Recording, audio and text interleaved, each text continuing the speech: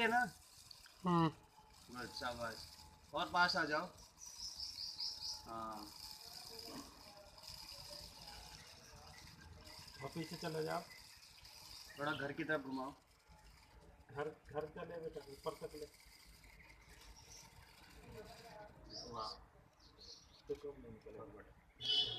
तो देखो कुछ ये, लगभग भर गया। हाँ कुछ ये पड़ी रहेगी है ना, हाँ। इसकी वजह से आएंगे और यहाँ देखेंगे तो निकालेंगे। अच्छा, इसमें चोंच मारेगी तो अपने आप बाहर आएगा। हाँ, वो चोंच मारना वो भूले संघर्ष नहीं। करना चाह के खाना खाती है ना कई हाँ। स्पैरो। अच्छा, हाँ, संघर्ष करके खाती है। इसका वो कहाँ गया? कि मैंने